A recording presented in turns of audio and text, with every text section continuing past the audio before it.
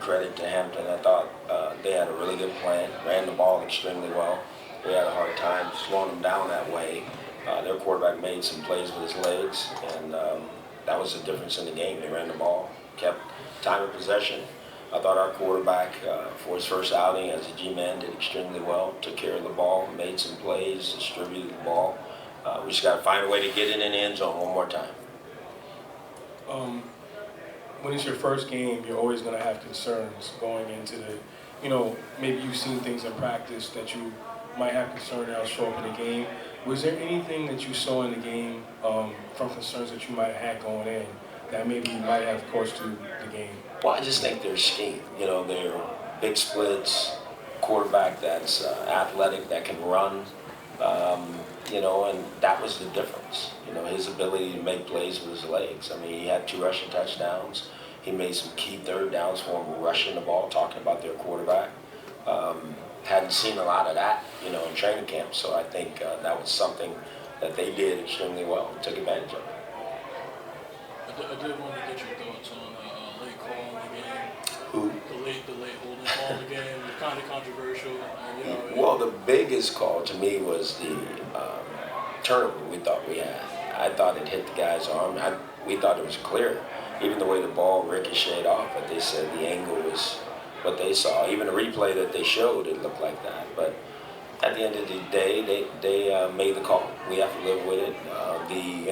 The DPI, it was pass interference. We had the guy's jersey. So we got to do those things better. I mean, at the end of the day, they made plays at key moments, and we didn't. Another question I wanted to ask you. A lot of the game, you guys ran a too high shot. It looked like you guys were playing a lot of quarters. You guys bumped down to cover 2 a bit.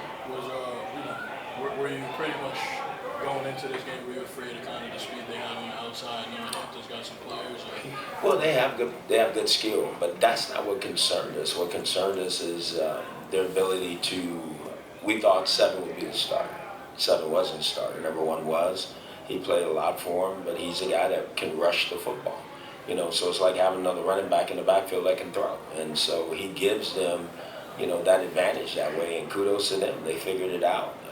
They played well. They played well enough to win, that's for sure. Hey, Coach. This is Sean Jones from NBA Online.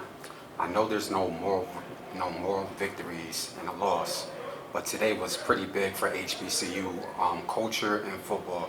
Can you talk about how big this event was for HBCU and the lights it's putting on for HBCUs? No, I thought it was outstanding. I mean, kudos to the NFL Network for being a part of this and broadcasting this game.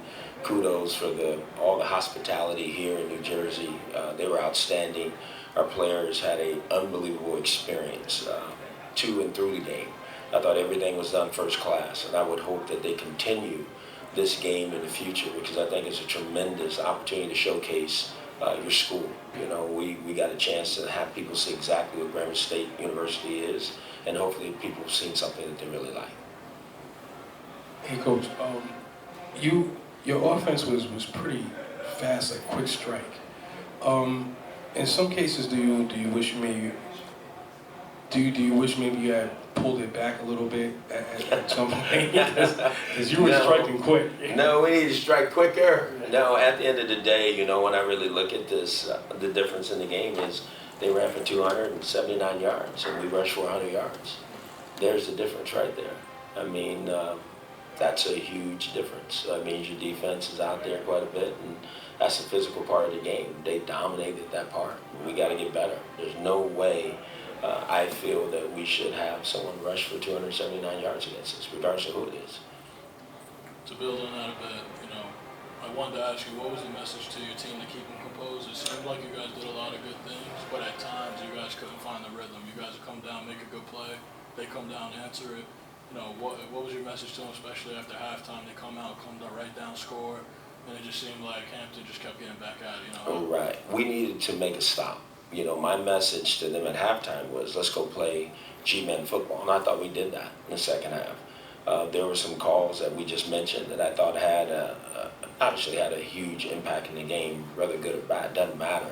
But my message to the team after the game was, hey, look, this is one game. And it was important for us. I mean, guys, we worked extremely hard and wanted to win the game. Let's handle that the right way, right? It is just one game, and there's a lot of new players that are out there playing, and now we know. We have a different idea of who we are and what we can be. We got a lot of work to do, and I think to a man, they understand that. I know our coaches will go back, and we're going to create the environment for these guys to keep getting better, keep striving to be everything they can be. I think we have a good football team in there, and I think that will show itself out, as we go through the year. We just got to get better at some things, clean up some things, and I think we'll be where we need to be.